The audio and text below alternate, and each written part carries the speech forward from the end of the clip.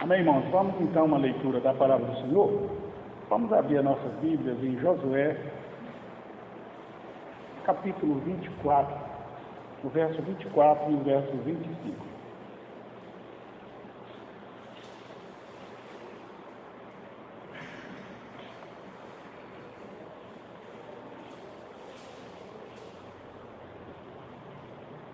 Josué, capítulo 24, verso 24 e o verso 25.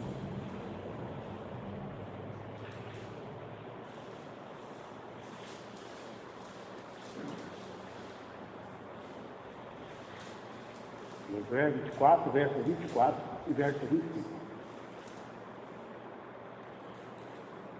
Irmão, acabando de achar aqui a leitura, amém? Vamos esperar ele acabar de encontrar aqui para acompanhar a leitura.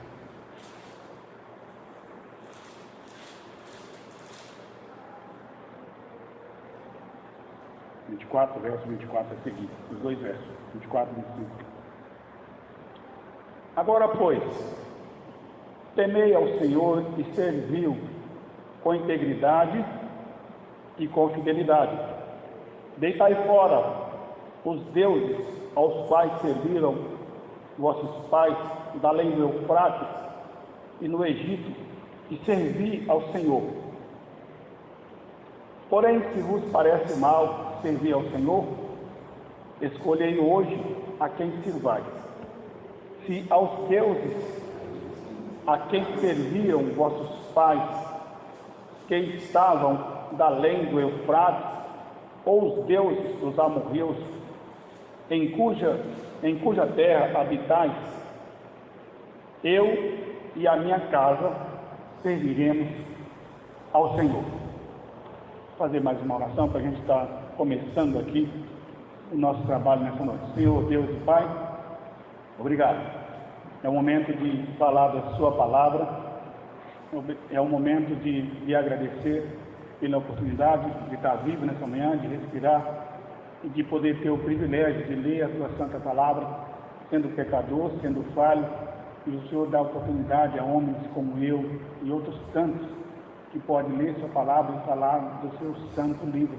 Então ajuda-nos nessa hora, por amor de Jesus Cristo, tem misericórdia de nós, dá-nos entendimento, dá-nos força, ânimo, ajuda a falar a sua palavra segundo ela mesma foi escrita, para que o teu nome seja glorificado, que a gente se ponha no nosso lugar esperando receber o pão do céu, que é a tua palavra, que a gente possa alimentar nessa manhã e que esse pão possa trazer fortalecimento, possa trazer arrependimento, possa trazer força, ânimo e desejo de lhe adorar e glorificar o seu nome. Perdoa o nosso pecado e nos conduza nesse momento tão sublime, que há privilégio que a gente não compreende como que isso pode acontecer, mas pela tua graça e misericórdia nós estamos aqui ouvindo a sua palavra e aprendendo do Senhor.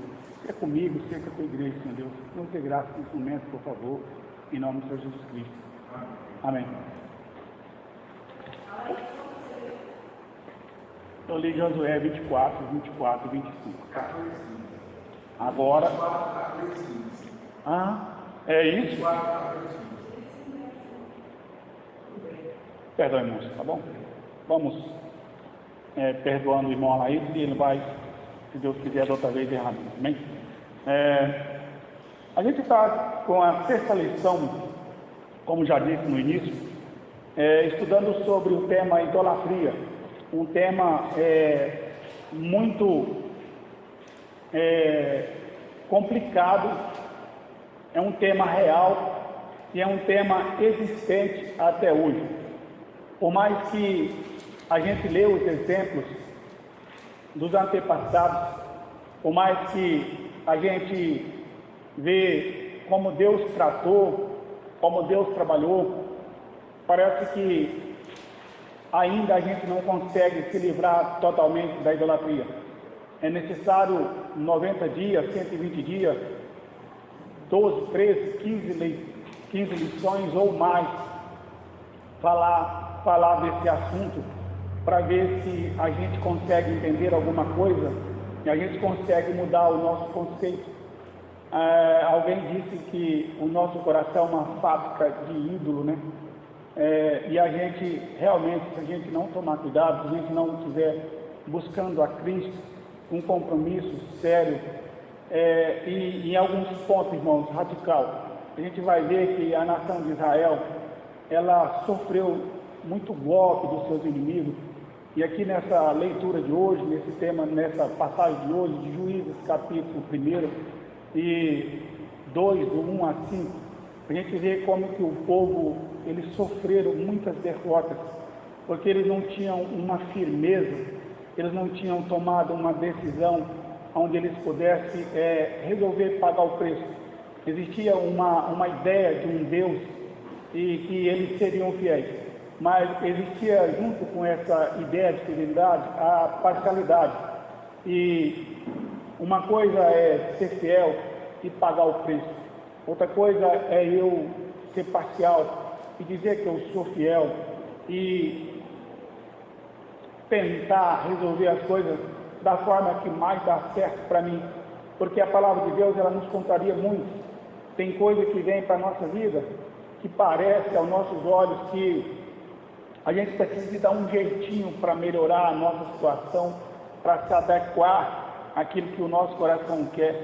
E é nesse ponto que a gente erra, é nesse ponto que a gente sofre as derrotas, porque a gente muitas das vezes não aceita a lei de Deus, a palavra de Deus, a exigência de Deus. E se alguém achar que Deus não é exigente, não está enganado, porque Deus é santo, bom, misericordioso e justo, mas Deus é exigente. Deus é aquele marido ciumento.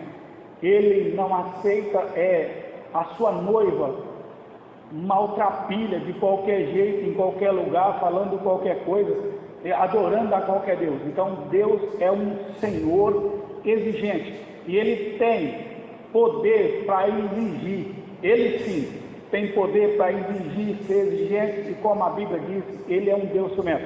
A gente vai ver as quedas, os altos e baixos da nação de Israel, e espero que nós possamos aprender com esse ensino dessa idolatria, que isso possa ficar gravado no nosso coração. Tem lá no YouTube, para quem quiser assistir o canal da igreja, para rever as aulas, ver algum ponto, e enfim, a gente tem que aprender sobre esse assunto. Juízes capítulo 1 começa, aqui nós temos a conquista, a continuação da conquista de Israel. Aqui nós temos o povo, quando o Josué entra na terra prometida, ele começa a conquista, mas passa um tempo, esse homem morre. Era uma liderança de punho firme, e agora Josué está morto. Aqui no capítulo 1 de Juízes já apresenta uma nação sem uma liderança firme, sem alguém para tomar uma decisão, e alguém que buscasse o Senhor como antigamente, antes de tomar qualquer decisão. A gente viu que mesmo Josué, sendo homem servo de Deus, sendo homem escolhido de Deus, às vezes que ele tentou lutar sem consultar a Deus antes, ele foi para algumas guerras e sem consultar a Deus, essa guerra deu errada, eles perderam, foram envergonhados.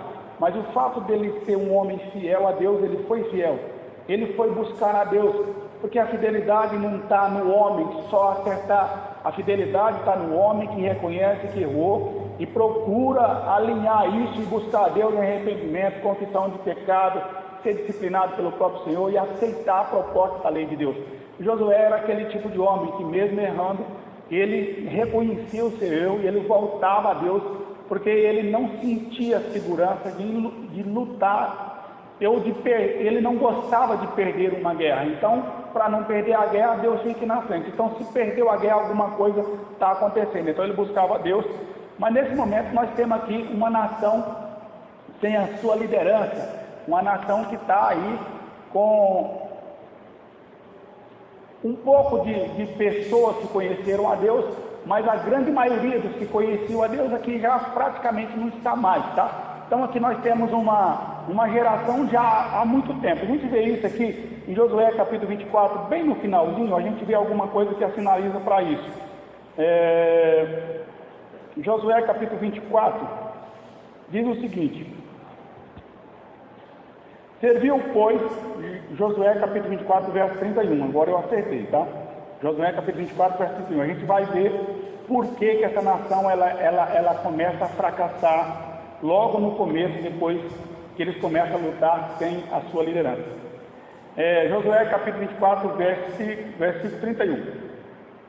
Serviu, pois, Israel ao Senhor todos os dias de Josué e todos os dias dos anciãos que ainda sobreviveram por muito tempo depois de Josué e que sabiam todas as obras feitas pelo Senhor a Israel.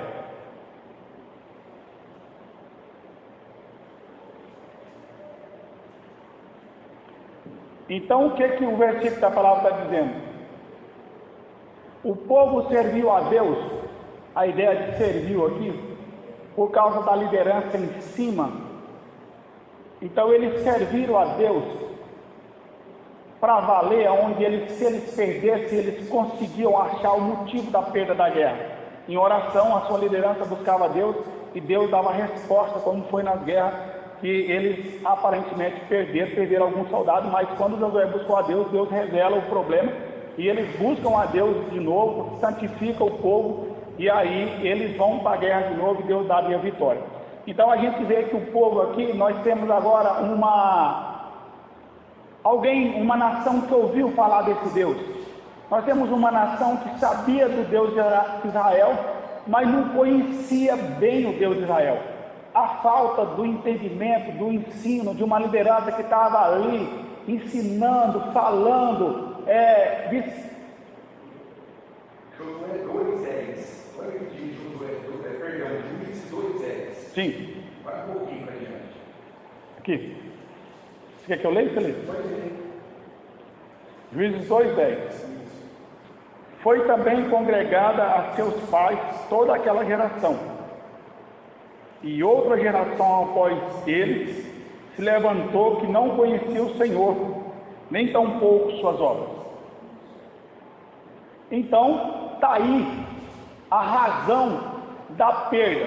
Mas mesmo assim, esse povo com as suas promessas prometidas por Deus, mas as promessas são condicionais. Nós vemos no Antigo Testamento, Deus fala, se vocês forem infiéis, então ele tem ali a bênção e a maldição. Ele tem as duas possibilidades para a nação. E aqui a gente vê que o povo, vamos ler aqui no verso de Juízes capítulo 1, alguns versículos para a gente poder continuar a nossa aula. Juízes capítulo 1, diz assim a palavra do Senhor: depois da morte de Josué, os filhos de Israel consultaram o Senhor, dizendo: quem dentre vós primeiro subirá aos cananeus para pelejar contra eles? Ou seja, a guerra está em continuidade, a conquista de terra. Josué conquistou um terreno bastante amplo, mas agora, com a partida dele, ainda muitas tribos e muita tribo do povo de Israel, da nação de Israel, ainda faltava receber as suas posses e bênçãos que seria prometida. Então a guerra continua.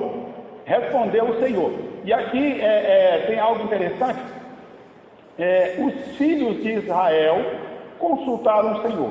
O que dá-se para entender, algum líder já bem velhinho, alguém que tinha noção das coisas aqui, ele vai consultar a Deus, vai pedir a Deus, porque existia uma ideia de que sempre alguém buscava a Deus, mas não era alguém como Josué. Esse homem busca a Deus, aqui dá para entender que alguém vai lá buscar a Deus, porque não tem como essa nação toda, né? Antigamente, como hoje, que a gente está aqui, Deus fala com todo mundo ao mesmo tempo. Antigamente sempre tinha alguém buscar a Deus, e ali ele vai buscar a Deus. Alguém busca a Deus, e aí Deus diz o seguinte para ele: respondeu o Senhor. Então vai Judá primeiro. Judá subirá, e eis que em suas mãos entreguei a terra. Disse, pois, Judá a Simeão. Então agora Deus ordena que Judá, uma das tribos, vai guerrear. E agora parece-me que dá a entender aqui a insegurança de Judá. Eles não conseguem, porque eles pediram qual nação, qual das tribos vai subir para derrotar os cananeus, para derrotar os inimigos e tomar essa posse. Mas o fato que eles pedem, qual delas? Seria, se eles pediram qual seria, então o que eles estavam dizendo? Uma dessas tribos vai lá e vai resolver esse problema e vai tomar a sua posse. Mas o que ele faz? A gente já vê aqui a parte da insegurança. Ele vai agora apelar para Simeão, seu irmão de descendência, filho de Raquel. E aí eles vão trazer ali um companheirismo, vamos fazer uma turma aqui. Ou seja, não tem coragem de tomar uma decisão de ir essa tribo sozinha lutar. Por quê? Porque a insegurança já está no coração desse povo. Esse povo já está sabendo, eles já estão praticamente sem a presença de Deus. Eles já não têm forças, eles já não têm punho para tomar decisão, ir lá e vencer os inimigos, e matar o que for necessário, e destruir totalmente, e tomar posse como era prometida. Porque uma vez que Deus disse que era com essa nação, que era com essa tribo, então Deus está dizendo o seguinte: se Deus falou que é comigo e com você, então vai lá, prega o evangelho, faça isso e aquilo, segundo a palavra de Deus. Mas eles não conseguem ir, e agora eles vão chamar outra tribo, para tentar amenizar o medo, a insegurança. E agora eles vão chamar o Simeão, mas aí o seu irmão vai com eles. É interessante que isso é real. Se eu estou com medo e eu tenho outro medroso, nós temos que juntar todo mundo. Agora, se alguém tem coragem, se alguém tem Deus, se o Espírito de Deus está sobre a vida de um homem, e ele consciente disso, como está sendo ensinado, não importa, eu digo que conheço a Deus, eu quero saber se Deus me conhece, eu digo que ando com Deus, eu quero saber se Deus anda comigo. Essa é uma grande diferença. Então eles, fragmentada a sua fé, eles vão agora lutar, e vai ter que ir duas tribos para tomar a posse, que uma só tribo conseguiria, uma vez que Deus disse que era com eles, não havia necessidade de juntar outra tribo. Então vai lá, vence a sua parte, e o outro vence a sua parte, mas a insegurança toma conta. E então o Simeão, seu irmão, aí a Bíblia diz: sobe comigo, eles falando uma coisa aqui: a herança que me caiu por sorte, pelejamos contra os cananeus, e também eu subirei contigo a tua, que caiu por sorte. E Simeão partiu com ele. E se a gente vê aqui a palavra de Deus, do primeiro versículo até o versículo 21, a nação de Israel, com Judá praticamente na liderança, eles vão parcialmente vencer umas guerras. Não é aquela coisa como Israel fazia, não é? Eles estão aqui meio que inseguro. Mas Deus falou o seguinte, porque, irmãos, uma coisa que a gente tem que entender: Deus é fiel. O homem, mesmo sendo infiel, Deus é fiel. Então Deus disse: eu vou com vocês. Agora, ele toma um pouquinho de coragem, convida o seu irmão, e a gente vai ver nos versos a seguir que eles vão lá e eles conseguem aí a sua primeira vitória. Subiu Judá, verso 4, Juízes capítulo 1, verso 4. Subiu Judá, e o Senhor lhe entregou nas mãos dos cananeus e os ferezeus, e feriram deles em Bezeque 10.000 homens.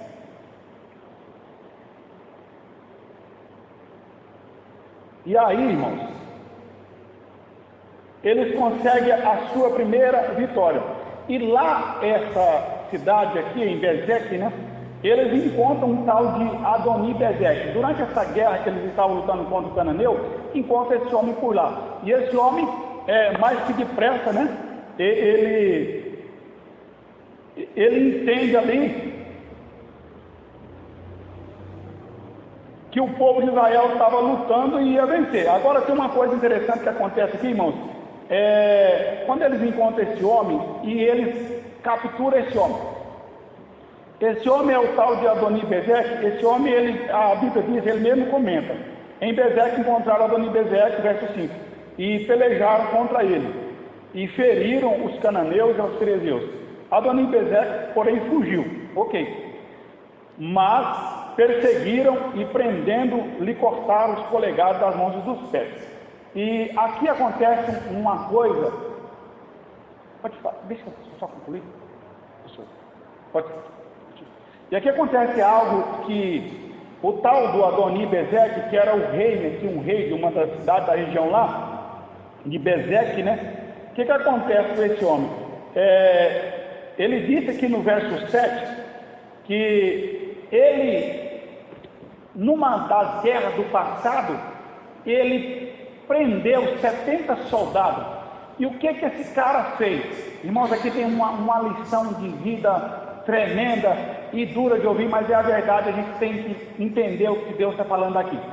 Esse cara ímpio, ele pega 70 homens, e ele diz aqui no verso 7, para a gente não errar aqui, ele diz o seguinte, ó, então disse Adoni-Bezeque, 70 reis, olha o que esse cara fez, a quem havia sido cortados os polegares das mãos e dos pés, apanhavam migalha debaixo da minha mesa, assim como eu fiz, assim Deus me pagou, e levaram a Jerusalém e morreu ali. E o que aconteceu? Quando eles estavam naquela guerra, o tal de Bezeque resolve fugir, um dos reis da cidade, da região lá. Eles pegam ele e eles não sabiam. Eles cortam o polegar, cortam as mãos, os dedos, né, dos pés e das mãos. Segundo estudiosos, naquela época, esse tipo de guerra era na espada. O indivíduo catava a espada e ele precisa dos dedos para lutar, né? Ele precisa dos dedos dos pés para poder correr, fugir. O que o pessoal de Judá fizeram? Eles cortaram os dedos desse homem, cortou os dedos das mãos e dos pés, e esse cara agora não tinha nem como fugir e não tinha como lutar. E aí esse cara, de certa forma, ele ouviu falar sobre a ideia da semeadura. A Bíblia diz que quem planta, colhe, né? Tem um ditado por aí, diz que quem planta vento, colhe tempestade. Eles cortaram, e aí ele reconhece que eles tinham feito isso no passado e agora fizeram com ele. Fala, irmão, senão depois eu perdo o raciocínio. O senhor ia falar alguma coisa?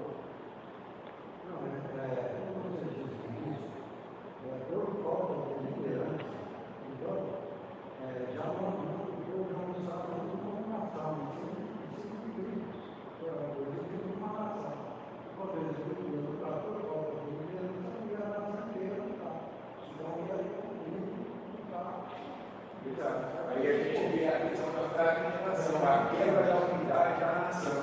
Porque além de julgar esse não tinham mais várias tribos que poderiam combater, poderiam trabalhar, mas eles, segundo a seletividade de cada um, eles elegeram essa ou essa, segundo o critério próprio, abandonando essa unidade que a lei de Deus trazia.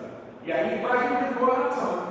E aí, uma nação fragmentada é uma nação fraca, né? Por exemplo, se é uma parte de guerra separada para conquistar. Se você tem um exército inteiro em todas as suas companhias, ele é muito mais forte do que cada braço desse exército. Então, aqui a gente vê o povo realmente sendo fragmentado, né? Isso vai ser algo que vai correr o curso da conquista de cada um elegendo, fazendo aquilo segundo o seu coração. E não segundo a unidade que a lei de Deus trouxe para a nação. É isso mesmo, é isso que você está dizendo. E eles conseguem fazer uma divisão sem perceber, né? Porque existe aquela divisão que é planejada por Deus. Existe uma... Ok, mas existe a divisão entre o povo de Deus. É onde existe uma divisão planejada e existe esse tipo de divisão que eles fizeram. Automaticamente isso surgiu do meio deles. Para eles estava tudo bem, né? Mas não estava nada bem, não. E aí, o senhor terminou o raciocínio, senhor? Tá. E aí, irmãos, um tempo atrás eu estava conversando com uma pessoa, eu ainda estou no tema aqui, tá? Eu não vou fugir do tema, eu estou falando sobre a ideia de plantar e colher. O que é uma plantação? Eu vou plantar uma espiga de milho. Tá, eu tenho uma espiga de milho. Só que se eu debulhar essa espiga de milho, vai dar muitos grãos. Agora, eu posso, com uma espiga de milho, como disse lá no norte, colher talvez um meio carro de milho. Ou seja, mais de 5.000 espigas de uma espiga. O que eu quero dizer com isso? É que a plantação, a gente planta uma semente ruim. Ela desce, germina e cresce. E ela dá fruto de pagamento com muitas vezes mais, talvez mais de 100 vezes mais do que o que a gente plantou. Por isso que no juízo final, o homem será condenado eternamente, o homem sem Deus, porque ele plantou miséria e pecado a vida toda, e ele nunca quis saber de Deus, ele nunca quis saber do Senhor Jesus Cristo. Então a plantação, a gente planta uma coisinha de nada e colhe milhares. Então toda vez que a gente for plantar ou implantar algo, a gente tem que analisar isso, o tamanho da minha colheita, como que vai ser, o que vai ser colhido nessa plantação, o que vai vir de retorno, é a lei do retorno, né? Onde a pessoa planta e colhe. Então é melhor que Deus dê graça para que a gente planta o bem, pregue a palavra. Por quê? Porque a gente vai colher fruto do Espírito, segundo a Bíblia, tá? Então ele reconhece, irmão, parecia que esse homem conhecia Deus, e ele diz o seguinte: o que eu fiz, eu cortei o polegar de 70 homens, eles comiam migalha na minha mesa, mas agora a humilhação que ele passa é muito grande, ele não consegue lutar e nem correr, e ainda ele morre, porque eles pegam ele no caminho e levam ele para Jerusalém, depois ele morre lá. Então ele passa um processo de dificuldade muito grande, que traz uma lição de vida, aonde ele vai lá, faz tudo aquilo e passa por um processo que ele mesmo disse que que está colhendo o que ele plantou. Depois dos filhos de Israel, como eu disse, até o verso 21, a gente vai ver algumas histórias do pessoal aqui, tá? Depois, verso 9, depois dos filhos de Israel, depois os filhos de Judá desceram a pelejar contra os cananeus que habitavam nas montanhas de Negueb e nas planícies. Partiu Judá contra os cananeus que habitavam em Hebron, cujo nome outrora era Kiriat Arba. E Judá feriu a Sesai, a Aimã e a Talmai. Dali partiu contra os moradores de Debir, e era dantes o nome Debir, Kiriat Sefer. Então disse Caleb. E aí, irmãos, nós temos aqui uma passagem até no verso 11 aqui, de grande vitória do povo de Israel, mesmo com toda a dificuldade, com a fragmentação, com a divisão que foi feita ali. Não é que eles fizeram por querer, eles se reuniram, a falta de uma liderança, a falta de uma organização, eles vão trabalhar individualmente, como já foi falado aqui, e aí eles não conseguem ter uma vitória robusta, segura. É alguma coisa que você pega e parece escapando dos dedos, parece que a pessoa perde as forças, não é? E aqui no verso 12, tem uma coisa interessante aqui, irmão. No verso 12, disse Caleb, e aqui o Caleb também está na luta, que é aquele parceiro de Josué. Esse é o Caleb, parceiro de Josué, e ele está no meio aqui da guerra. Disse Caleb, verso 12 diante: a quem derrotar Kiriat Sefer e a tomar, darei minha filha Axa por mulher. Então aparece aqui, os estudiosos dizem um herói, um homem valente, Otiniel. Esse homem vai lá e consegue vencer a guerra. Tomou, pois, Otiniel, filho de Kenaz, o irmão de Caleb mais novo do que ele, e Caleb lhe deu a sua filha Axa por mulher. E aí ele consegue se casar com ela. Quando ele vai com ela para a terra que eles tomam, ela percebe que o negócio lá não estava muito legal, não era uma terra muito fértil, segundo consta aqui na escritura. E essa, quando se foi a ele, insistiu. Então ela vai até o pai, insistiu com ele para que lhe pedisse um campo ao pai, no caso aqui o marido dela, né? Ao pai dela. E ela apiou do jumento. Então Caleb lhe perguntou: o que desejas? Respondeu ela: dai-me um presente, desce-me terra seca, dai-me também fontes de água. Então Caleb lhe deu as fontes superiores e as fontes inferiores. E aí, irmãos, ela casa e ela tem essa possibilidade de ter as suas coisas com seu esposo, e como ela achou que não estava legal, ela vai até lá, e aí ela tem direito também, né?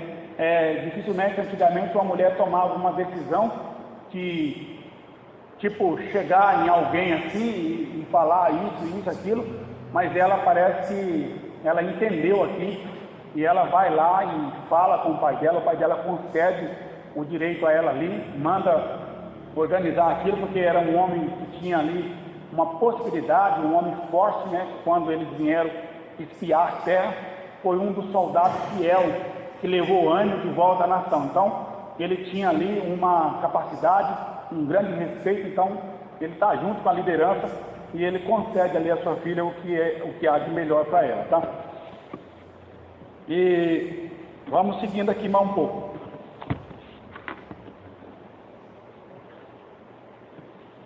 Verso 16: os filhos do Queneu, sogro de Moisés, subiram com os filhos de Judá à cidade das Palmeiras, ao deserto de Judá, que está ao sul de Arade.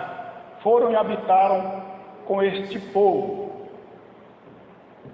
Foi-se, pois, Judá com Simeão, seu irmão, e feriram os queneus que habitavam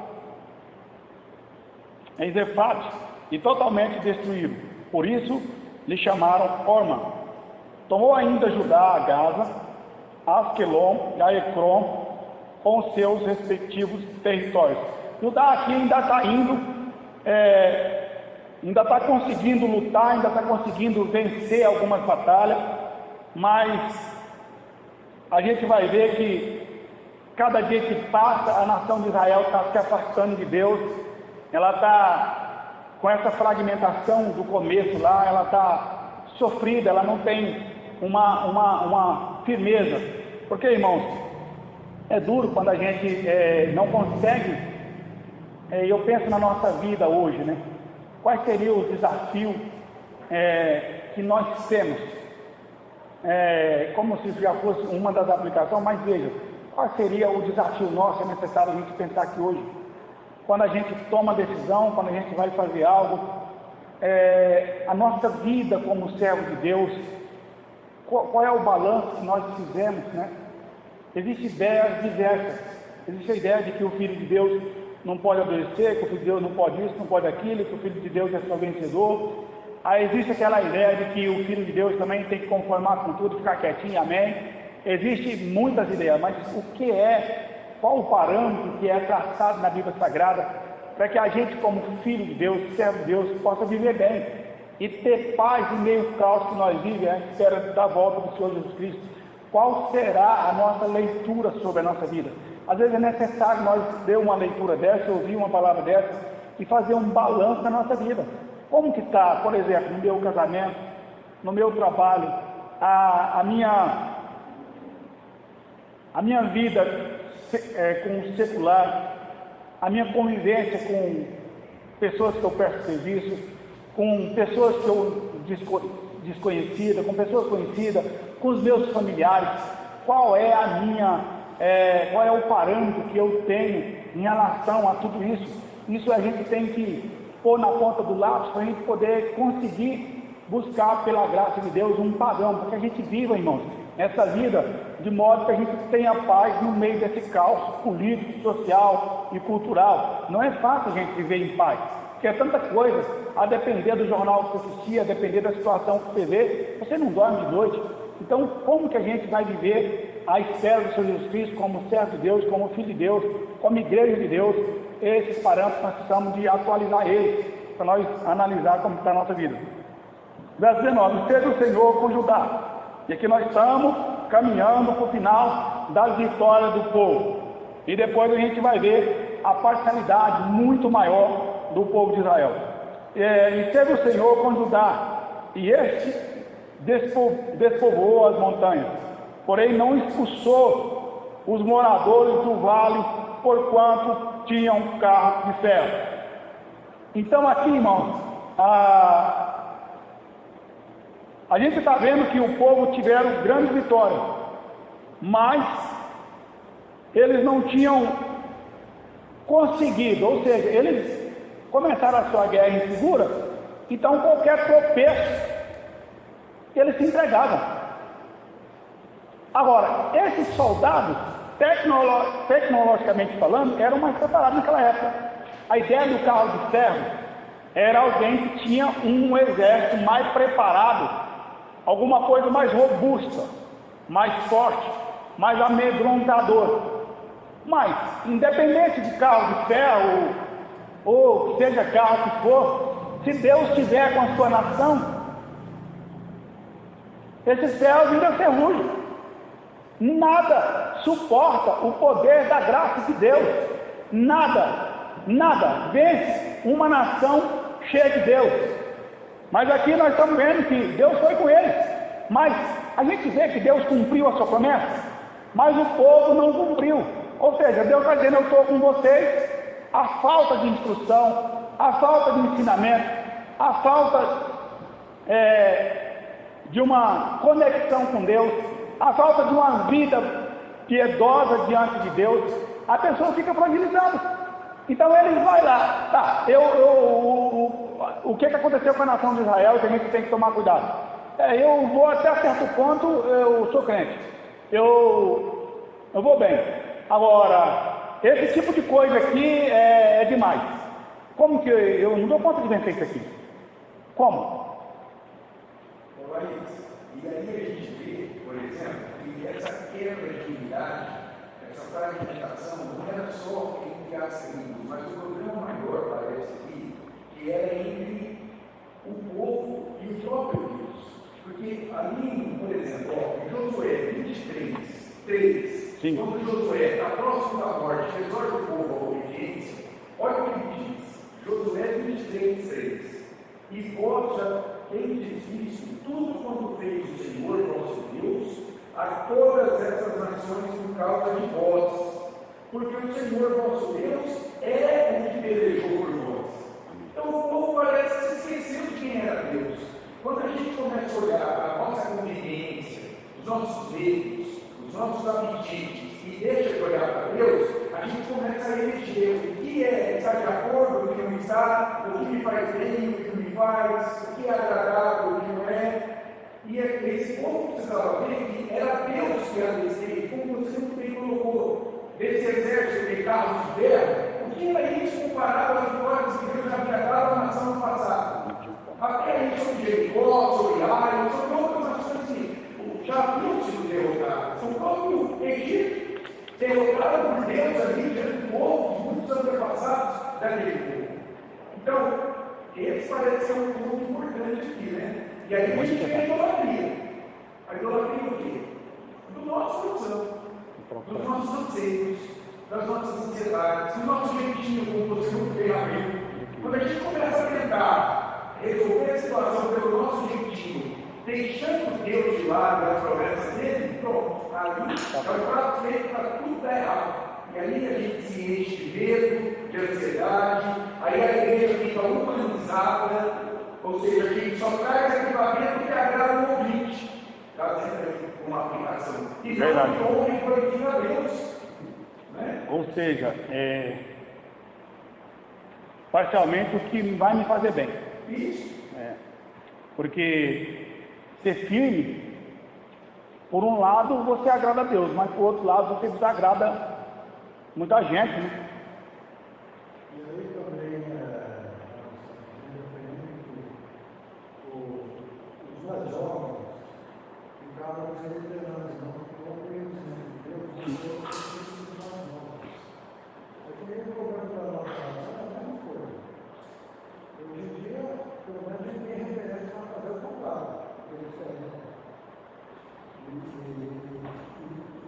E ele, nosso líder, coloca pessoas para gerar coisas que eles não têm capacidade. E os que têm capacidade vai para o primeiro e vão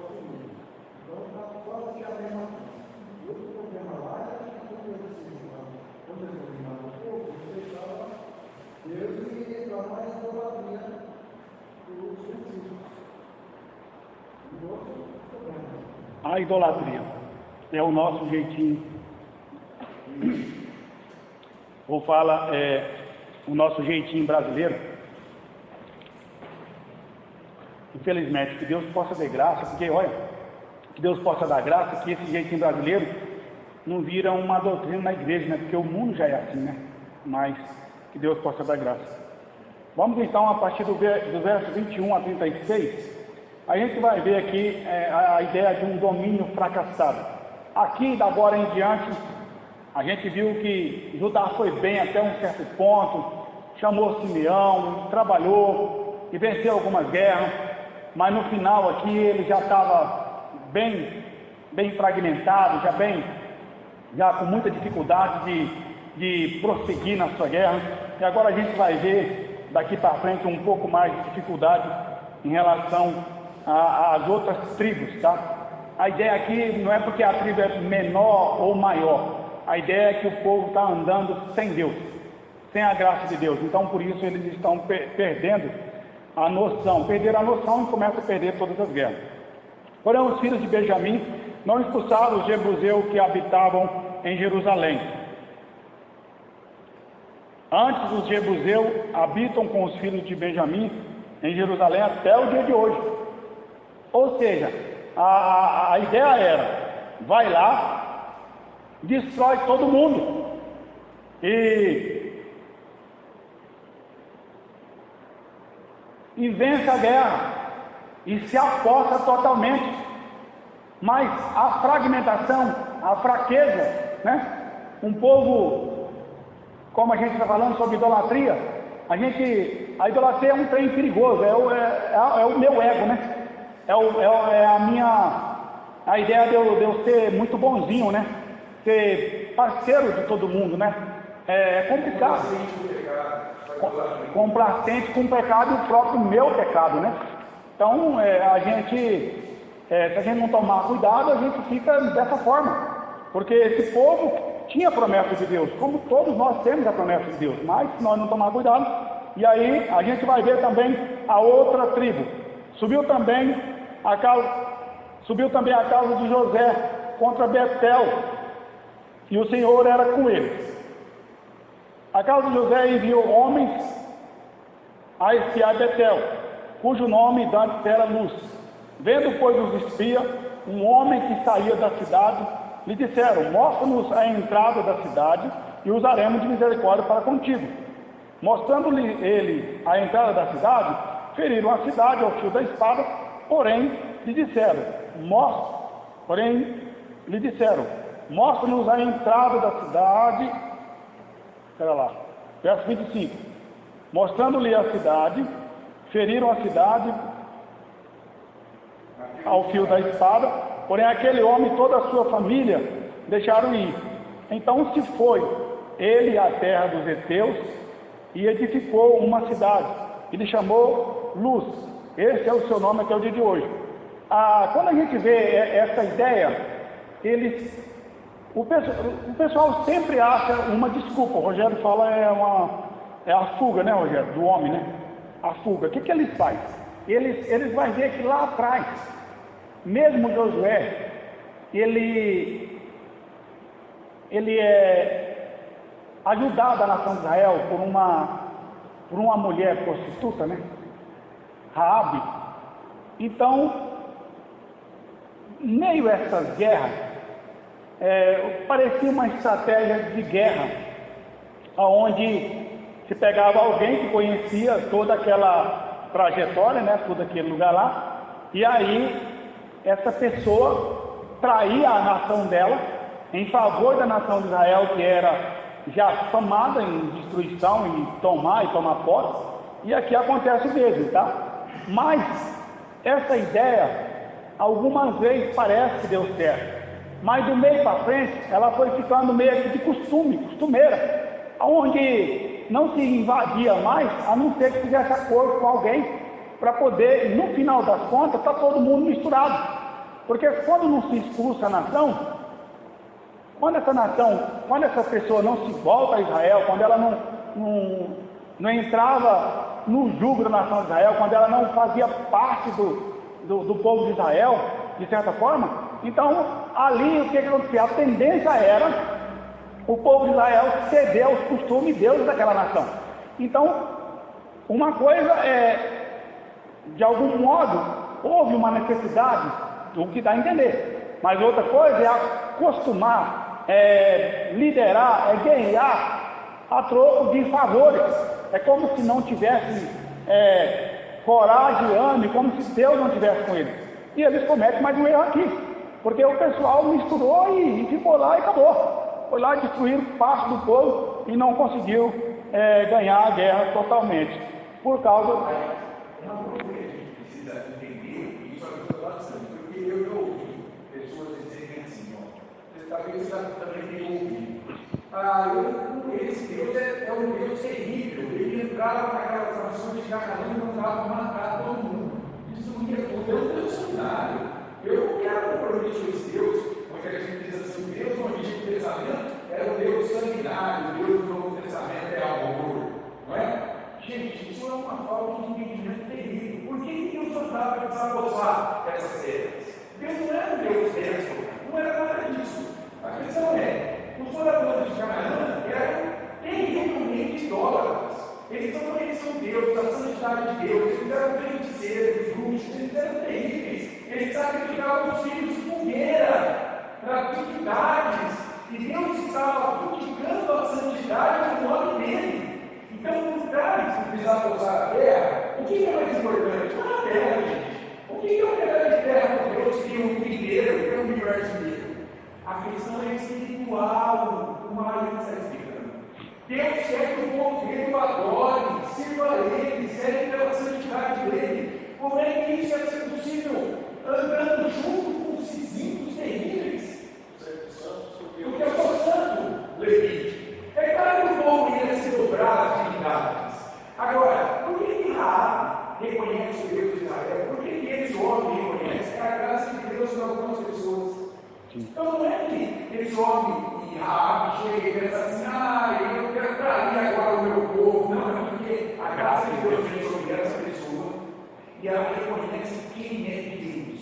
E ela se curva diante da santidade de Deus. Ela fala, esse Deus é bom, esse Deus é justo, esse Deus abençoa o povo dele. Então eu vou me render a esse Deus, eu não conhecia. Isso é um evangelho hoje, sendo pregado a quem não conhece esse Deus. Não, a pessoa não vê Deus. Se nós formos teremos exemplos. Quando nós fomos ver, eu já disse que nós esse não é Deus. Não adianta. É firme.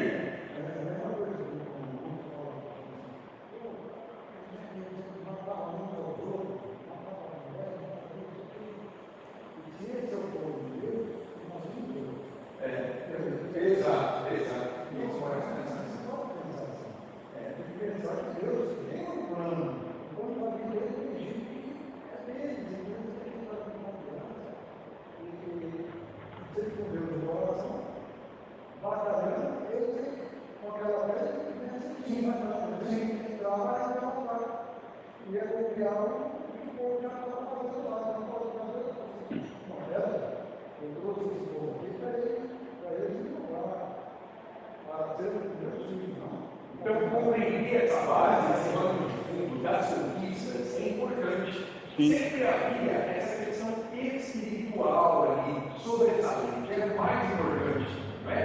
E como a mãe está explicando ali, o povo fracassou aqui por deixar de ouvir esse Deus, de buscar esse Deus. E foi, né, Laís? Numa progressão ladeira abaixo. Né? Ladeira abaixo. Aí nós temos a tribo de Manassés, que não consegue também, Efraim também não, Zebulon, Aser, Naftali. Então, nós temos aqui grandes derrotas do povo por causa da idolatria. Então, uma coisa que foi mencionada, que o Rogério falou, é que o povo está lá fazendo suas feitiçarias, suas bruxarias, e o povo, mesmo não adorando a Deus, mesmo sendo povo de Deus, nós sabemos disso, né? Mas esse povo que está aí fazendo todo esse tipo de bruxaria, tudo isso aí, Deus se importa. Estão matando criança, estão fazendo sacrifício de criança, promiscuidade sexual, de toda maneira, essa idolatria e promiscuidade sexual, todo tipo de situação horrenda. E a gente tem que entender uma coisa, que Deus se importa com tudo que Ele fez, com tudo que está aqui na terra. Nada vai ficar impune. Essa é a ideia do Evangelho. Nada vai ficar impune. Então, por isso que aquele que ainda não conhece a Deus, aquele que vai ouvir a palavra de Deus, aquele que vai ser convidado, busca Deus, vai conhecer o Senhor, porque de repente você está no meio de uma situação dessa, está no olho do furacão, e depois não tem como mais voltar atrás. Se morrer com todas essas práticas condenáveis, certamente passará a eternidade no inferno. Então é muito complexo, as pessoas estão fazendo e aprontando, e roubando e maltratando, mas Deus está vendo tudo, né? Vamos agora, vamos concluir no capítulo 2, verso 1 a 5, rapidinho, porque já meu tempo já está indo embora, Rogério. E aqui, irmãos, no capítulo 2, de 1 a 5, o anjo do Senhor vem confrontar Israel. Então, com tudo que foi falado nessa noite, Juízes 2, tá? A gente vai ler aqui de 1 a 5. Com tudo que foi falado nessa manhã aqui, o que está acontecendo, irmãos? O povo, eles chegaram a um ponto, né, que Deus vem chamar a atenção do povo, vem chamar eles a refletir, ao arrependimento, e Deus vai falar com eles duramente aqui, ó. Subiu o anjo do Senhor de Gilgal a Boquim e disse: do Egito vos fiz subir e vos trouxe a terra que, sob juramento, havia prometido a vossos pais. Eu disse: nunca invalidarei a minha aliança convosco. Então Deus, ele exorta aqui dizendo o seguinte: vocês precisam entender que eu tirei vocês de lá do Egito e fiz um juramento, e eu não invalidarei a minha promessa, a minha aliança. Vós, porém, e aí ele está dizendo sobre a aliança que ele fez com o povo: vós, porém, não fareis aliança com os moradores dessa terra, antes derrubarei os seus altares, contudo não obedeceste a minha voz. O que é isso que fizeram? Ou seja, Deus está dizendo: eu falei para vocês entrar, destruir, derrubar, queimar o que fosse necessário queimar, e cumprir com firmeza o que foi dito, mas vocês fizeram tudo ao contrário. Vocês, em outras palavras, o que deu em vocês? Por que vocês fizeram isso? Onde estava a cabeça? Por que vocês agiram dessa forma? Verso 3: pelo que também eu disse: não expulsarei de diante de vós, antes vos serão por adversário, e os seus deuses vos serão por laço. E aqui Deus, ele traz um resumo e toda a interpretação do que aconteceu em tudo aquilo lá que a gente viu. A nação perdeu a guerra, por quê? Porque uma vez que a Bíblia diz que Deus, ele fala ao seu povo: não faz isso, não faz isso, não faz isso. Mas se o povo teima querendo fazer, então Deus diz: então vai. É como se Deus pega na mão e segura, aconselha, aí a pessoa ou a nação não quer, então ele empurra com o problema, vai. Só que vocês vão perder e vão sofrer as consequências da desobediência de vocês. Aí o próprio Deus diz: já que não quiserem me obedecer, então as nações que estão lá, é vontade de Deus, que vocês não vençam mesmo. Que vocês vivem junto com eles, misturados do jeito que vocês queriam. Uma vez que vocês não queriam saber de obedecer, não ouvir a minha lei, não obedecer a minha lei, não buscar a minha lei, agora vocês vão pagar um preço alto. Sucedeu que, falando o anjo do Senhor, verso 4 do capítulo 2 de Juízes: sucedeu que, falando o anjo do Senhor essas palavras a todos os filhos de Israel, levantou o povo a sua voz e chorou. Daí chamaram esse lugar Boquim, e santificaram ali ao Senhor. Então, às vezes, e a gente já está caminhando para a conclusão, se nós não tomar cuidado na nossa vida, vai chegar um ponto que a gente errou tanto, que parece que chorar é a solução, mas não é. Deus não queria ver essa nação humilhada, sofrendo, pisada do jeito que ela foi. Mas por causa da desobediência, por causa da idolatria do coração de cada um, Deus agora ele permite que eles sofram as consequências de todo ato contrário à lei de Deus que eles praticaram, fizeram. Então ele explica, e quando ele vai exortar o povo, esse povo que há pouco tinha ouvido falar de Deus, e tinham trabalhado à mercê dos seus próprios interesses, mas quando Deus se apresenta e fala com eles, a Bíblia diz que eles choram. Dá a entender, irmãos, que aqui há um ponto em que o povo chora e teme a Deus, e parece voltando a Deus de certa forma, porque eles sentem que Deus falou com eles. Então é interessante, mas a gente chora e a gente erra, mas chorar é bom. É bom chorar de alegria do Espírito Santo, é bom chorar num culto abençoado, onde a palavra falou com a gente, onde Deus exortou, onde Deus consolou, onde Deus ensinou. O choro faz parte, mas o choro aqui foi um choro digamos, de arrependimento, um pouco de remorso, uma mistura aqui, né? Porque a gente não tem certeza realmente o que está acontecendo aqui, mas esse povo ele sente. Então, irmãos, é necessário, às vezes, Deus chegar a esse ponto? Essa é a pergunta que fica para nós. De que ponto nós vamos viver para que Deus fale com a gente de forma tão dura que a gente começa a chorar, irmão? E eu quero fazer aqui. Sim, aqui, ó, é muito interessante esse versículo 4, 5, porque, como você explicou, de fato, ele levantou a sua voz e chorou, ele remonta lá em o povo quando acusado da sua infidelidade pelo Senhor, o próprio anjo do Senhor, o próprio Senhor aqui. Por quê? Porque o versículo 5 diz que eles sacrificaram ali ao Senhor. Ou seja, levantaram o altar e ofereceram o sacrifício. Isso é sinal de adoração. Arrependimento e adoração. Então eles se arrependeram, eles entenderam que eles pisaram na bola, vamos dizer assim, se arrependeram e sacrificaram ao Senhor, buscaram adorar ao Senhor. Isso tem uma aplicação importante para as nossas vidas, não é? Você mesmo já pensou isso. Muitas vezes, eu penso que aqui tinham muitos crentes. Da gente piedosa. Salvos aqui no meio desse povo que foi fiel. E isso faz parte da presença de Deus em nós. Mas o nosso caminho é esse.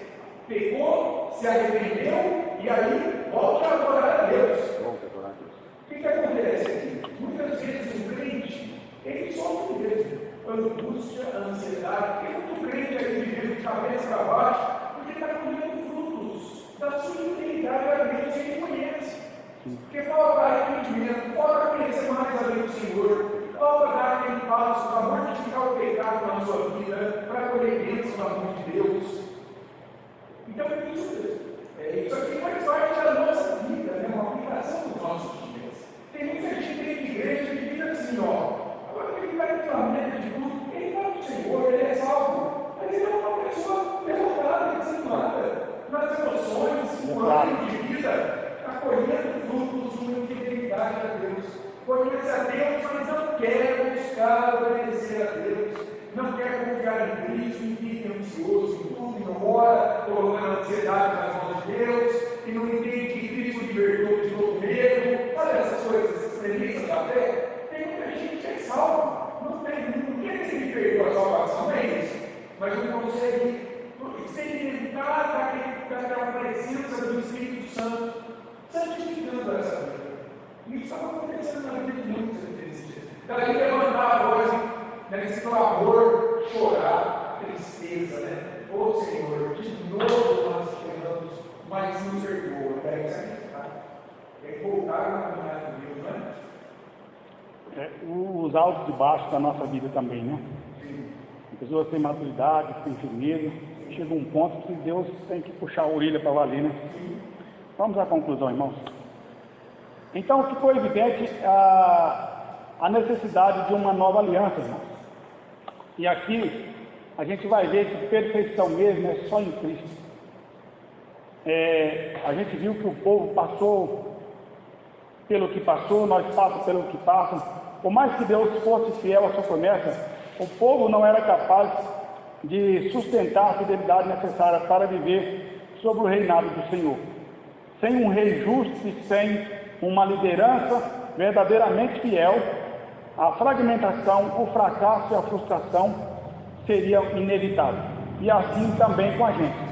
Se não fosse Jesus Cristo, nosso Senhor e Salvador Jesus, nós não daríamos conta de forma nenhuma de cumprir sequer um mandamento do Senhor. Então, todos os mandamentos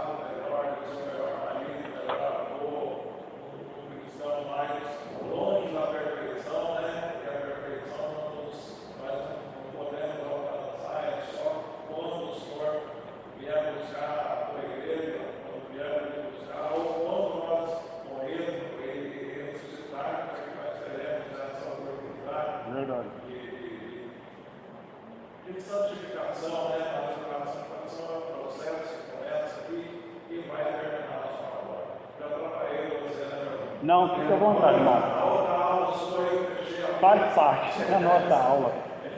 E nós temos que falar. Nós temos que falar, porque eu também gosto de falar, todo mundo participa e é bom demais. As irmãs ficou lá, não falou nada, ficou quietinha. Fique à vontade, irmão. Vamos daqui a alguma aplicação, rapidinho para mim terminar, tá bom? E agora eu já vou caminhar para o término mesmo, tá bom? Uma das aplicações aqui é sobre a seletividade da fé, né? Seletividade aqui, o ser seletivo na obediência, é a ideia de eu obedecer quando me aprouve. Obedecer se me agrada. Eu obedeço, mas se me agradou, ok. Se me desagradou, essa é difícil. Eu sofro, tá? Porque isso aqui é para mim mesmo. Ó, obedecer, a gente faz uma seleção, né? Só que de seleção em seleçãozinha, né? Seletividade em seletividade, se a gente tomar cuidado, a gente começa, como diz o pessoal, né, os estudiosos, a gente começa a ter ali, já que a gente seleciona muito, a gente pode ter um pecado selecionado, né? Tipo, ter alguma coisa que estimam, né? Isso aqui eu não posso ouvir sobre ele, não posso tocar nele, eu não posso lutar contra ele. Não há pecado que nós não possamos lutar contra ele, debaixo da graça de Deus, né?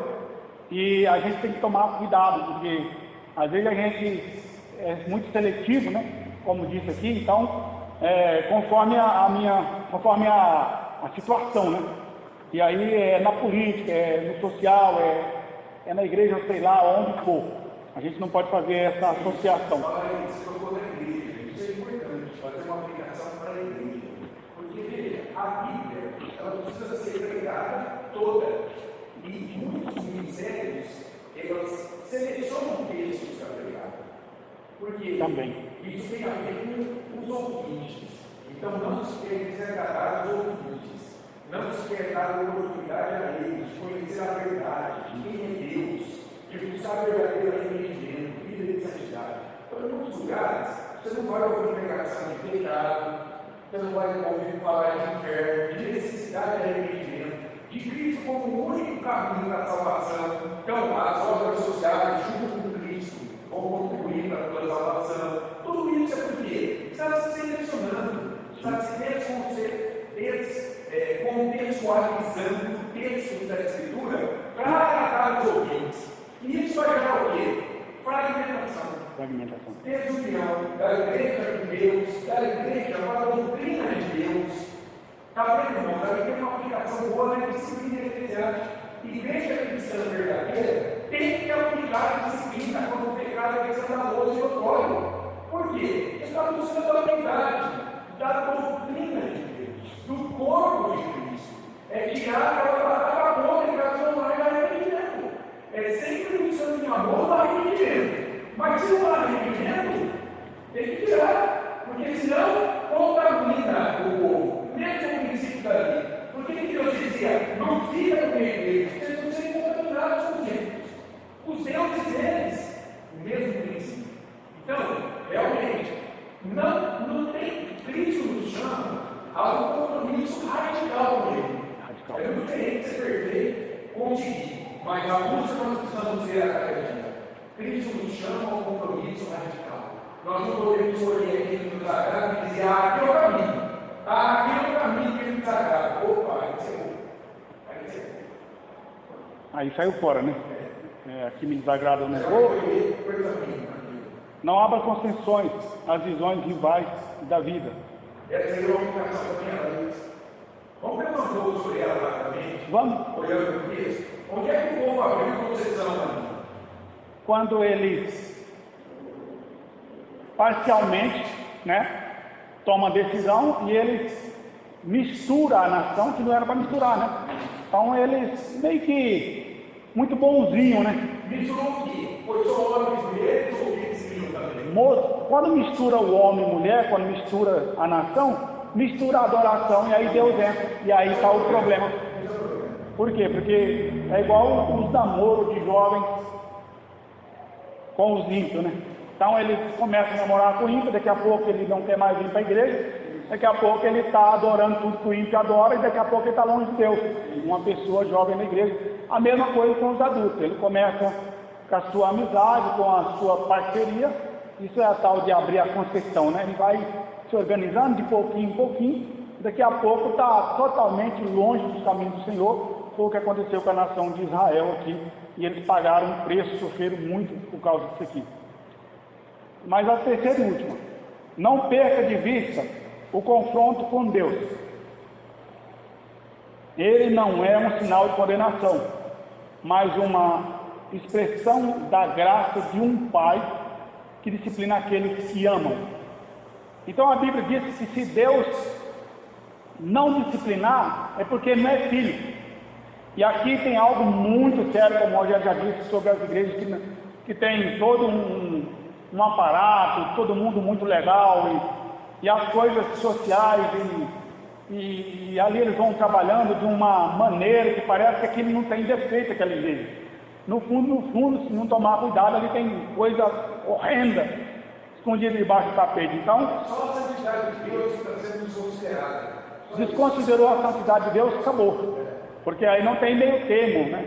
Quando se desconsidera. Então, que Deus nos dê graça, irmãos, para que a gente possa pedir a Deus misericórdia, que a gente não possa ser seduzido, né?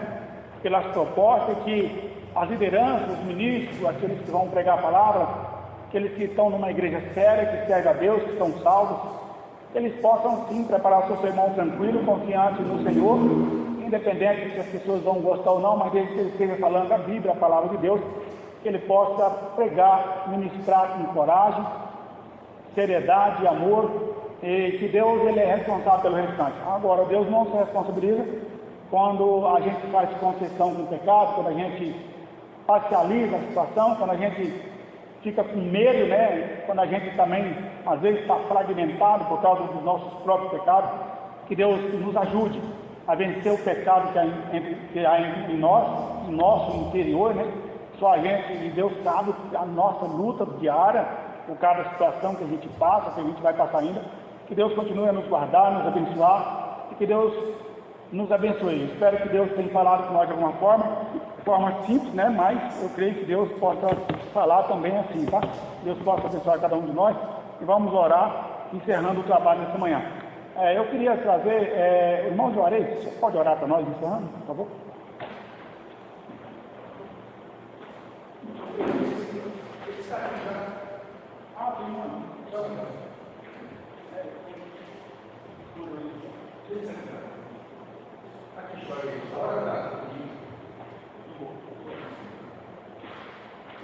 Senhor, nosso Deus, nosso Pai, nós te agradecemos por todos aqui, e pela fé de nosso irmão Maria, nós podemos aprender mais a tua palavra, e melhor interpretar, para que possamos também aplicar as nossas vidas, sabendo que nós somos que eu possa nos perdoar, porque nós somos pecadores e nós sabemos sobre ti, nós sabemos que o Senhor tem nos mostrado milagres de muito amor, que não vamos falar dele porque não é muito legal. Mas nós agradecemos muito, agradecemos cada conquista dele, que ele possa levar em seus corações o aprendizado dessa manhã. Que o Senhor possa nos levar para casa, em segurança, e na tua palavra, saber que o Senhor disse, o que Jesus Cristo veio, com todo o sofrimento ali na cruz, sofreu, mas ressuscitou e está ao teu lado direito ali, para passar as nossas palavras para nós, que o Senhor possa nos perdoar. E que hoje os nossos pastores possam realmente trazer a tua palavra, aquela que vai nos ensinar, aquela que vai nos dar certeza da tua palavra. Nós oramos e vamos por amor a Jesus. Amém? Encerramos.